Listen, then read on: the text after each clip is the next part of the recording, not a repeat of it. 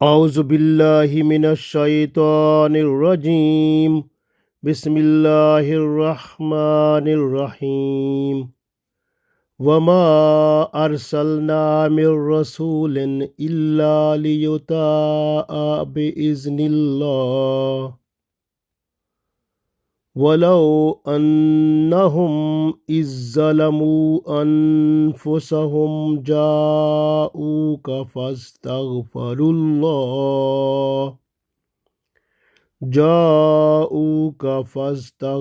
اللہ واستغفر لهم الرسول لوجدوا اللہ توابا رحیما۔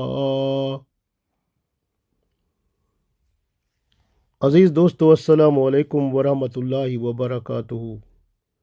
سورہ نساء آیت نمبر 64 تلاوت کی ہے۔ اس آیت میں اللہ تعالیٰ ارشاد فرماتا ہے کہ ہم نے رسولوں کو بھیجا اور ان کی اطاعت کو لازمی قرار دے دیا، یعنی اطاعت رسول جو ہے وہ فرض ہے، کیونکہ رسول جو ہوتا ہے وہ اللہ کا پیغام پہنچانے والا ہوتا ہے، اور ہمارے سامنے رسول اللہ صلی اللہ علیہ وسلم ہیں۔ آپ صلی اللہ علیہ وسلم نے جو حکم دیا وہ اللہ کی طرف سے قرآن پاک کی صورت میں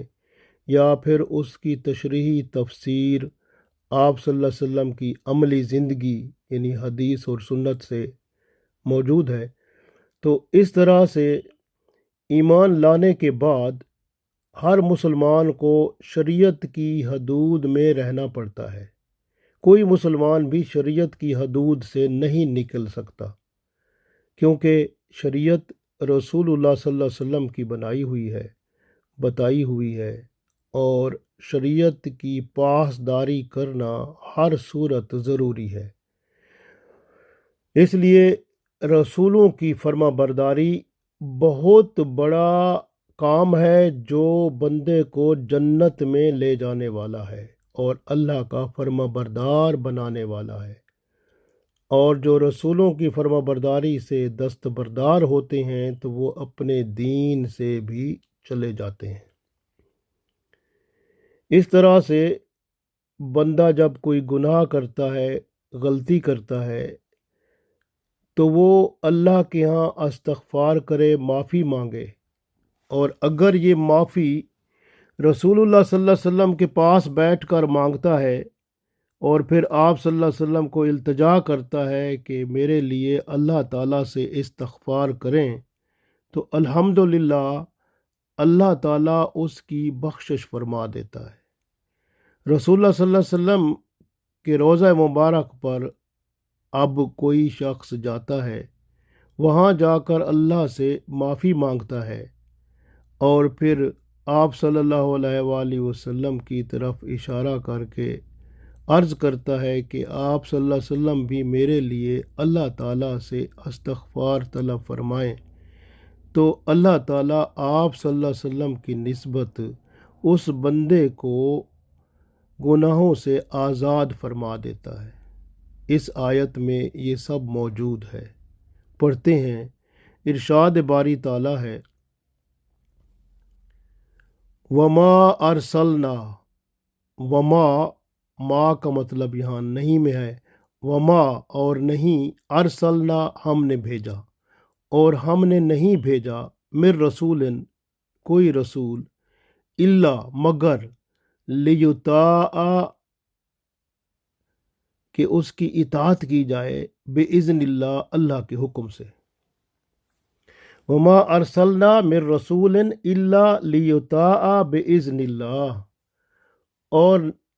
نہیں بھیجا ہم نے کوئی رسول مگر یہ کہ اللہ کے حکم سے اس کی اطاعت کی جائے۔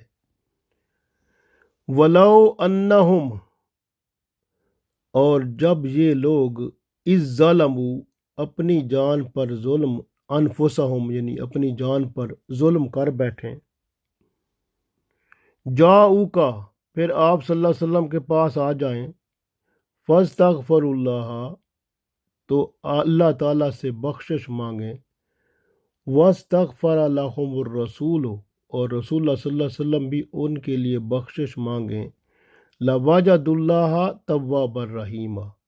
تو وہ اللہ کو پائیں گے، لَوَجَدُ پائیں گے اللہ کو، توابًا رحیمًا توبہ قبول کرنے والا مہربان۔ تو اللہ تعالیٰ نے اس آیت میں ارشاد فرمایا، وَمَا أَرْسَلْنَا مِن رَّسُولٍ إِلَّا لِيُطَاعَ بِإِذْنِ اللَّهِ وَلَوْ أَنَّهُمْ إِذ ظَّلَمُوا أَنفُسَهُمْ جَاءُوكَ فَاسْتَغْفَرُوا اللَّهَ وَاسْتَغْفَرَ لَهُمُ الرَّسُولُ لَوَجَدُوا اللَّهَ تَوَّابًا رَحِيمًا۔ ارشاد فرمایا، اور ہم نے نہیں بھیجا کوئی رسول مگر یہ کہ اللہ کے حکم سے اس کی اطاعت کی جائے، اور جب یہ لوگ اپنی جانوں پر ظلم کر بیٹھے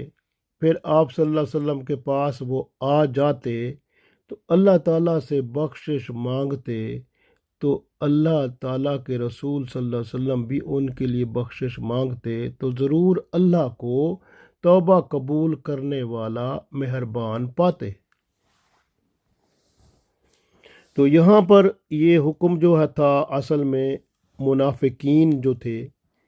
ہم نے پہلے بتایا تھا جیسے ایک منافق تھا اور ایک یہودی تھا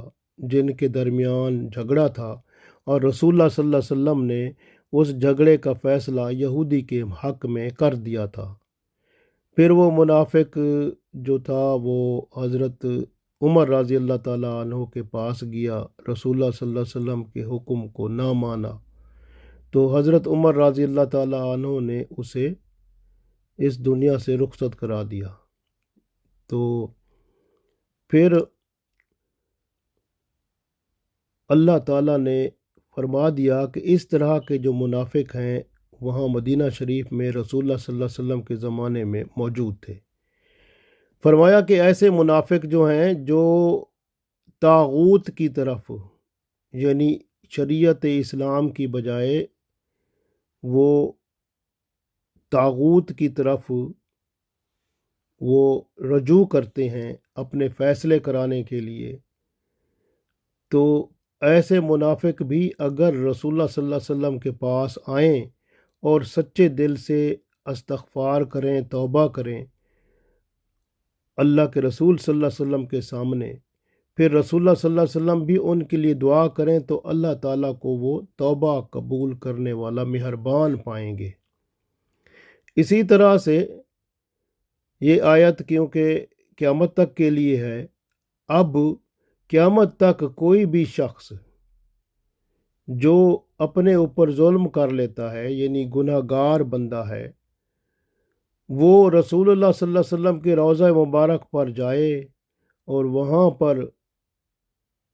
اللہ تعالیٰ سے استغفار کرے، معافی مانگے،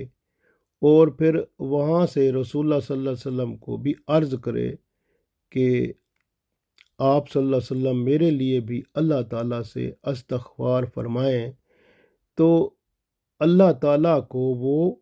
لَوَجَدُ اللَّهَ تَوَّابًا رَحِیمًا، یعنی اللہ کو ضرور وہ توبہ قبول کرنے والا مہربان پائیں گے۔ رسول اللہ صلی اللہ علیہ وسلم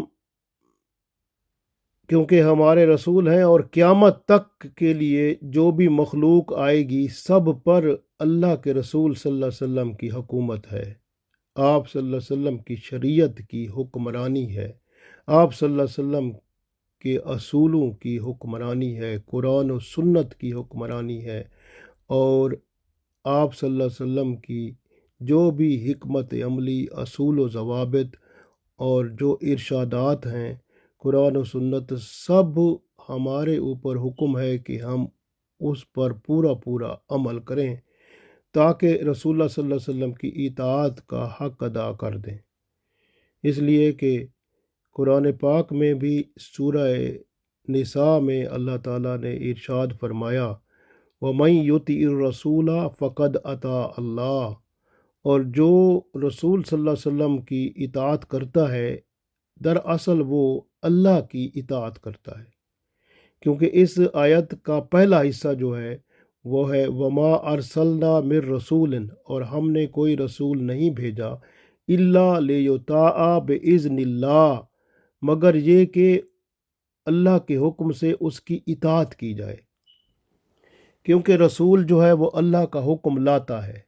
और फिर उसकी इताअत जो है वो बहुत ज़रूरी है, फर्मा बरदारी बहुत ज़रूरी है। क्योंकि अगर अल्लाह के रसूल सल्लल्लाहु अलैहि वसल्लम की फर्मा बरदारी नहीं करेंगे तो फिर हिदायत का रास्ता कैसे पाएंगे।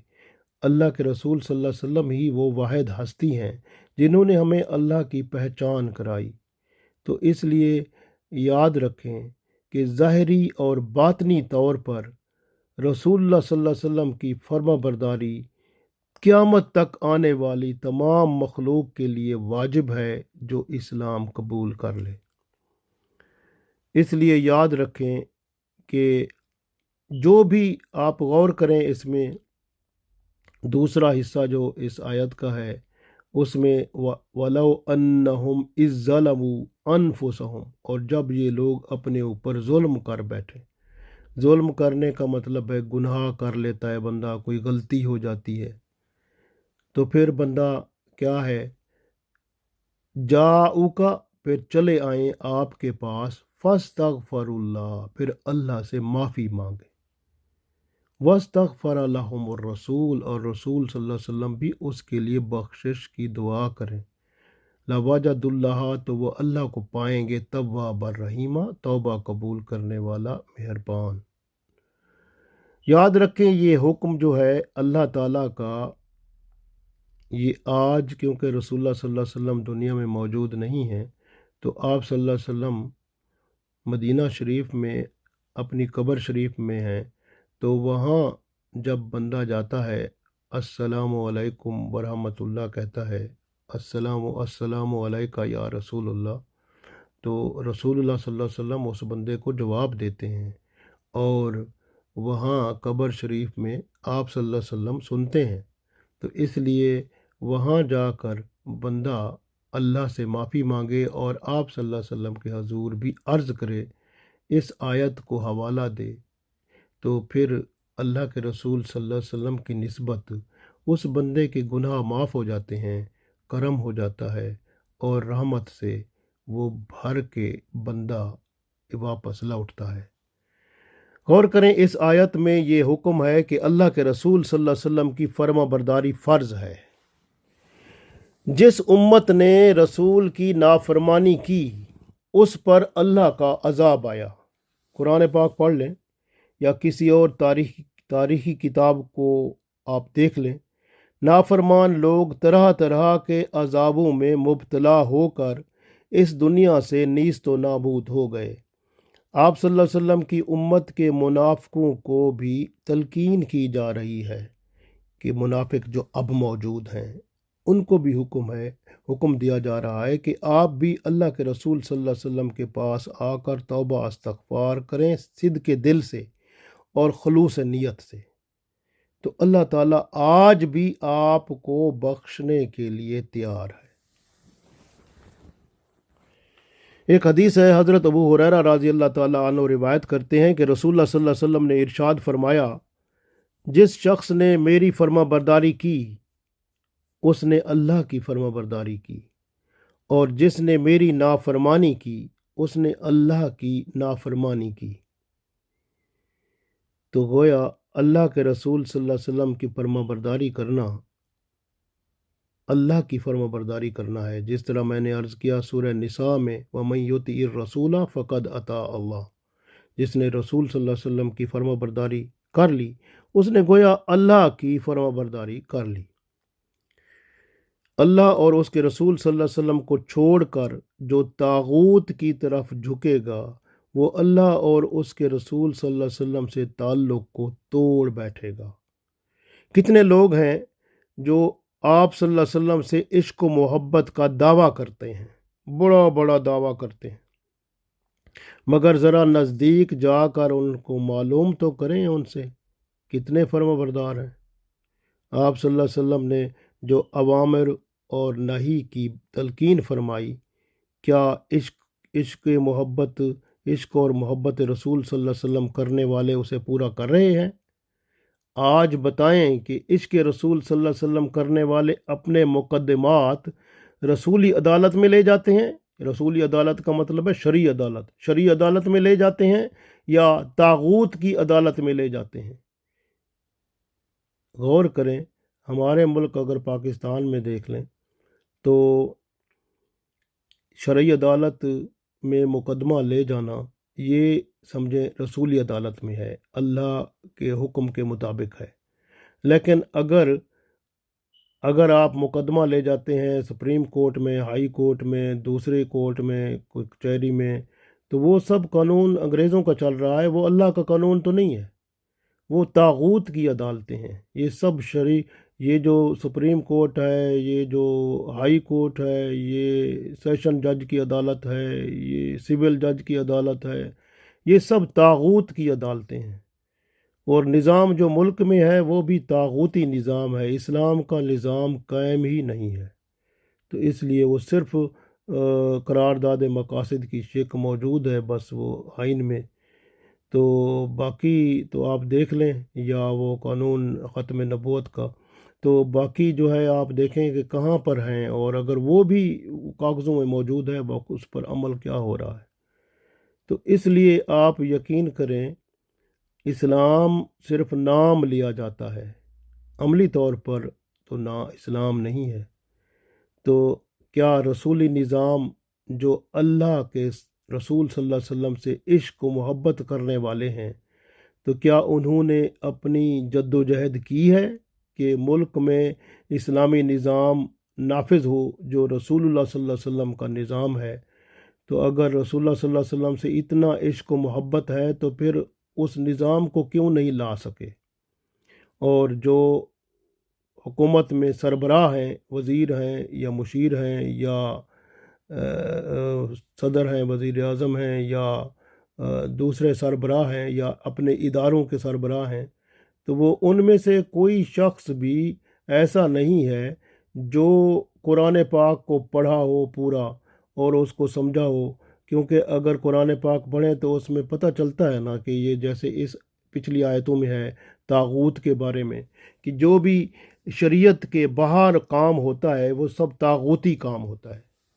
طاغوت شیطان کو بھی کہتے ہیں. طاغوت ہر وہ شخص جو اللہ کے رسول صلی اللہ علیہ وسلم کی دی ہوئی شریعت کے خلاف کام کرتا ہے وہ طاغوت کہلاتا ہے.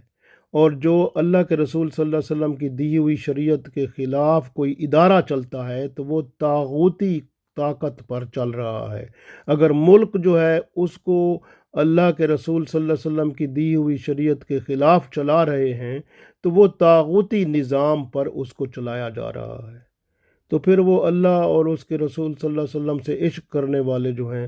جو کہتے ہیں ہم رسول اللہ صلی اللہ علیہ وسلم پر جان بھی قربان ہے، تو وہ کہاں پہ ہیں جو اپنے ملک میں اللہ کے رسول صلی اللہ علیہ وسلم کا نظام ہی نہ لا سکے؟ تو پھر کیا کریں گے؟ اللہ کو کیا جواب دیں گے؟ اس آیت کے مطابق کوئی بھی گناہ گار، جیسے فرمایا نا وَلَوْ أَنَّهُمْ إِذْ ظَلَمُوا أَنفُسَهُمْ جَاءُوكَ فَاسْتَغْفَرُوا اللَّهَ وَاسْتَغْفَرَ لَهُمُ الرَّسُولُ، کوئی بھی شخص اپنے اوپر ظلم کر بیٹھتا ہے، گناہ گار بن جاتا ہے، تو وہ رسول اللہ صلی اللہ علیہ وسلم کے روضہ مبارک پر چلا جاتا ہے، وہاں پر حاضر ہو کر بخشش مانگتا ہے اور اللہ کے رسول صلی اللہ علیہ وسلم سے بھی التجا کرتا ہے، تو وہ ضرور لاواجد اللہ تواب الرحیمہ، تو اللہ کو ضرور وہ پائے گا توبہ قبول کرنے والا اور مہربان. تو اس آیت کے مطابق کوئی بھی گناہ گار روزہ رسول صلی اللہ علیہ وسلم پر حاضر ہوتا ہے اور اللہ سے بخشش مانگتا ہے تو ضرور اللہ کو توبہ قبول کرنے والا وہ مہربان پائے گا. اسی طرح دیکھیں کہ تفسیر قرطبی میں ایک واقعہ بیان ہوا ہے کہ رسول اللہ صلی اللہ علیہ وسلم کے دنیا سے رخصت ہونے کے 3 دن بعد عرب کا ایک صحرا نشین آیا، یعنی دیہات میں رہنے والا. وہ قبر رسول صلی اللہ علیہ وسلم پر حاضر ہوا، قبر کی مٹی اپنے سر میں ڈال کر عرض کی کہ یا رسول اللہ صلی اللہ علیہ وسلم، میں نے قرآن پاک کی یہ آیت سنی ہے جو آپ پر نازل ہوئی، وَلَوْ أَنَّهُمْ إِذ ظَّلَمُوا أَنفُسَهُمْ جَاءُوكَ، کہ کوئی شخص جو اپنے اوپر ظلم کر بیٹھتا ہے پھر آپ صلی اللہ علیہ وسلم کے پاس آ جاتا ہے، پھر آپ صلی اللہ علیہ وسلم بھی اس کے لیے استغفار کرتے ہیں تو اللہ اس کو معاف فرما دیتا ہے۔ تو چنانچہ اس بندے نے یہ عرض کیا، تو اب ایک اس میں دو گواہیاں ملتی ہیں۔ ایک گواہی یہ ملتی ہے کہ اس وقت کے لوگوں نے قبر مبارک سے آواز سنی کہ تیری مغفرت ہو گئی، لیکن تفسیر ابن کثیر والوں نے اس کو ایسے بیان کیا ہے کہ ایک اعرابی یا گاؤں میں رہنے والا دیہاتی شخص رسول اللہ صلی اللہ علیہ وسلم کے روضہ مبارک پر آیا اور اس نے عرض کیا، السلام علیکہ یا رسول اللہ صلی اللہ علیہ وسلم، میں نے یہ آیت پڑھی ہے۔ اس نے یہی آیت سنائی، وَلَوْ أَنَّهُمْ إِذ ظَّلَمُوا أَنفُسَهُمْ جَاءُوكَ فَاسْتَغْفَرُوا اللَّهَ وَاسْتَغْفَرَ لَهُمُ الرَّسُولُ لَوَجَدُوا اللَّهَ تَوَّابًا رَحِيمًا، کہ وہ کہتا ہے کہ میں آپ صلی اللہ علیہ وسلم کے پاس آ گیا ہوں، تو میں اپنے لیے اللہ سے معافی مانگتا ہوں اور اللہ تعالیٰ سے آپ میرے لیے عرض کریں تاکہ اللہ میرے گناہ معاف فرما دے۔ تو پھر اس کے بارے میں یہ تفسیر ابن کثیر میں لکھا ہے کہ ایک شخص وہاں بیٹھا تھا، اس نے اس کو اونگ آئی اور اس نے خواب میں دیکھا کہ رسول اللہ صلی اللہ علیہ وسلم ماشاء اللہ تشریف فرما ہے، اور آپ صلی اللہ علیہ وسلم نے فرمایا کہ اس شخص کو، فلاں شخص کو نشانی بتائی، اس اعرابی کو بتاؤ جا کے کہ اللہ تعالیٰ نے اسے معاف کر دیا ہے۔ ماشاء اللہ۔ تو رسول اللہ صلی اللہ علیہ وسلم کے ہاں آج بھی اگر آپ جائیں دعا کریں تو گناہ معاف ہوتے ہیں اور اللہ کی رحمت سے بندہ گناہوں سے پاک واپس لوٹتا ہے۔ منافقین جو ہیں ان کے لیے بھی بہت بڑی خوشخبری ہے کہ اگر وہ بھی اللہ کے رسول صلی اللہ علیہ وسلم کے ہاں حاضر ہو کر اللہ سے معافی مانگیں اور اللہ کے رسول صلی اللہ علیہ وسلم سے عرض کریں تو وہ بھی گناہوں سے آزاد ہو جائیں گے اور دنیا سے ایمان کے ساتھ رخصت ہوں گے۔ غور کریں، اس آیت میں اللہ تعالیٰ نے رسول اللہ صلی اللہ علیہ وسلم کی شان بڑھائی ہے کہ گناہ گار کے حق میں جب معافی کے لیے آپ صلی اللہ علیہ وسلم نے ہاتھ کھڑے کیے، رب تعالیٰ نے فرمایا بندے کی بخشش فرما دی۔ گویا شفاعت کا صحرا رب تعالیٰ نے حبیب پاک صلی اللہ علیہ وسلم کو پہنا دیا ہے۔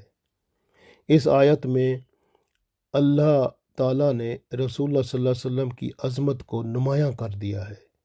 کہ ہم نے رسول اللہ صلی اللہ علیہ وسلم کو اس لیے بھیجا ہے کہ ان سے ایک عقیدت کی جائے، ان سے محبت کی جائے، ان کی اطاعت کی جائے اور ان کے سامنے حاضر ہو کر اللہ سے اپنے گناہوں کی معافی مانگی جائے اور پھر اللہ کے رسول صلی اللہ علیہ وسلم سے التجا کی جائے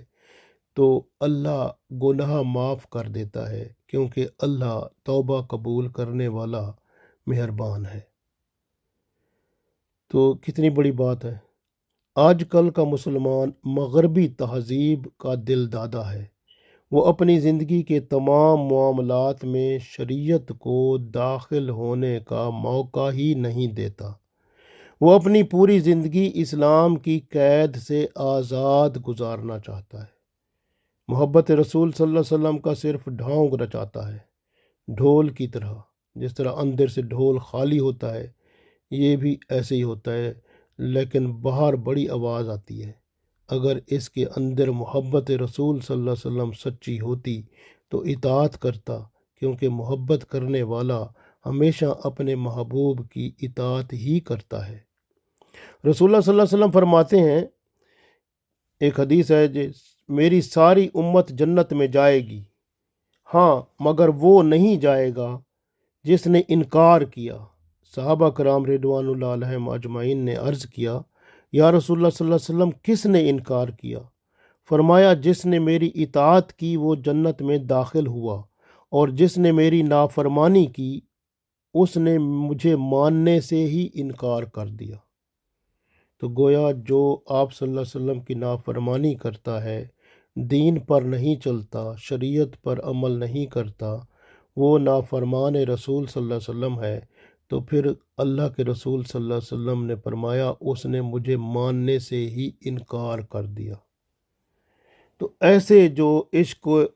رسول صلی اللہ علیہ وسلم کا ڈھونگ رچاتے ہیں تو قیامت کے دن کیا جواب دیں گے؟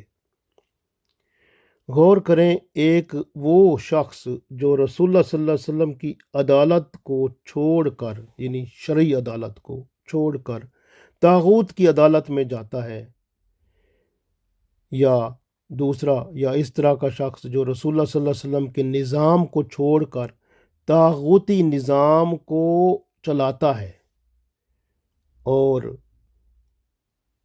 اور وہ شخص جو طاغوتی نظام کی پیروی کرتا ہے،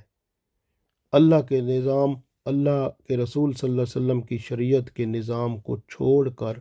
طاغوتی نظام کی جو پیروی کرتا ہے، آپ کیا خیال کرتے ہیں کہ وہ کیا چھٹکارا پا جائے گا؟ اسی طرح سے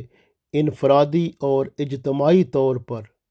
جو اپنے اصلی مرکز سے دور ہے، اصلی مرکز کون ہے؟ رسول اللہ صلی اللہ علیہ وسلم کی ذات ہے،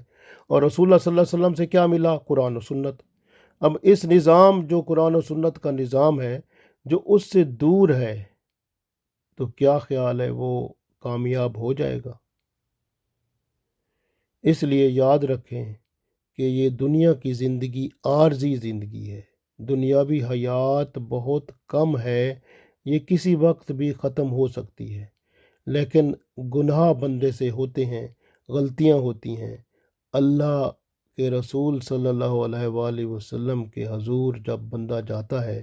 وہاں بھی گناہوں کی معافی مانگے، اپنے گناہ معاف کرائے، تاکہ دنیا سے بندہ وہ ایمان کے ساتھ جائے۔ غور کریں کہ حضرت ابو لبابہ رضی اللہ تعالیٰ عنہ جب غزوہ بنی قریظہ میں ان سے خطا سرزد ہوئی تو انہوں نے مسجد نبوی میں اپنے آپ کو ایک ستون سے باندھ لیا، فرمایا میں کچھ نہیں کھاؤں گا، کچھ نہیں پیوں گا جب تک اللہ تعالیٰ میری توبہ قبول نہیں فرمائے گا۔ رسول اللہ صلی اللہ علیہ وسلم کو پتہ چلا تو آپ صلی اللہ علیہ وسلم نے فرمایا کاش وہ میرے پاس آ جاتا، میں اس کے لیے مغفرت کی دعا کرتا تو پھر اللہ معاف فرما دیتا، لیکن اس نے باندھ دیا، اب تو وہ اللہ معاف فرمائے گا تو اس کو وہ پھر خود چھوٹے گا۔ تو گویا اللہ کے رسول صلی اللہ علیہ وسلم نے یہ فرمایا کہ اگر وہ میرے پاس آ جاتا تو میں اس کی مغفرت کرتا۔ تو اس آیت کے مطابق اگر وہ اللہ کے پاس، رسول صلی اللہ علیہ وسلم کے پاس آ جاتا اور اللہ کے رسول صلی اللہ علیہ وسلم اس کے لیے مغفرت کرتے تو ضرور ان کی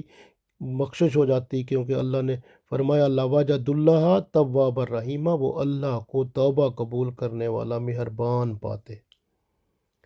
مسلمان جو ہے اس پر ہر وقت، ہر لمحہ وہ اس کے اوپر حکومت جو چل رہی ہے نا، وہ انفرادی طور پر اکیلا ہو یا اجتماعی طور پر یا کسی گروپ کی شکل میں ہو، مسلمان پر حکومت چلتی ہے تو رسول اللہ صلی اللہ علیہ وآلہ وسلم کی چلتی ہے، کیونکہ شریعت کی حکومت ہے، شریعت رسول صلی اللہ علیہ وسلم کی۔ جب بندہ کلمہ پڑھ لیتا ہے تو پھر اس کے اوپر اللہ کے رسول صلی اللہ علیہ وسلم کی شریعت کی حکومت چلتی ہے، اس کے اعضاء بھی وہی کام کریں گے جو اللہ کے رسول صلی اللہ علیہ وسلم نے حکم فرمایا ہے، پھر اس حدود سے دور نہیں جائیں گے، وہ قرآن و سنت کی ہر وقت پاسداری کرے گا۔ قیامت تک اللہ کے رسول صلی اللہ علیہ وسلم کی حکومت مسلمان پر انفرادی اور اجتماعی طور پر فرض ہے، اور یہ لاگو ہے، لازمی ہے۔ اگر مسلمان ملک ہو، اگر کوئی مسلمان ملک ہو اور اس میں اقتدار رسول اللہ صلی اللہ علیہ وسلم کا نہ ہو، یعنی آپ صلی اللہ علیہ وسلم کا قرآن و سنت کے مطابق وہ نہ چلتا ہو، شریعت کا نفاذ نہ ہو، تو وہ اللہ کی رحمت کا حقدار کیسے ہو سکتا ہے؟ یاد رکھیں، جو زبان سے اطاعت رسول صلی اللہ علیہ وسلم کا اقرار کرے لیکن اس کے دل کو خبر نہ ہو تو وہ منافق ہوتا ہے، اور اس طرح کے لوگ اگر حکمران ہو جائیں تو پھر ملک میں آپ خود سوچیں کہ کیا ملک میں سلامتی رہے گی، امن و سکون رہے گا، یا عذاب آئیں گے، یا مخلوق خدا پریشان ہوگی۔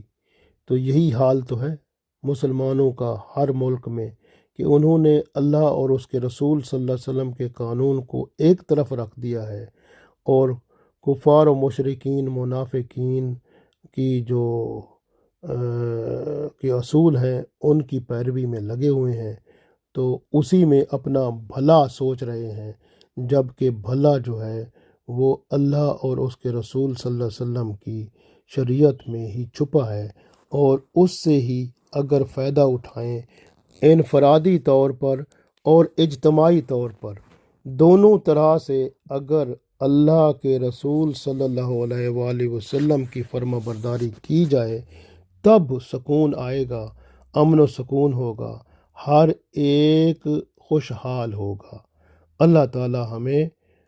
انفرادی اور اجتماعی طور پر قرآن و سنت کا پابند بنائے، آمین۔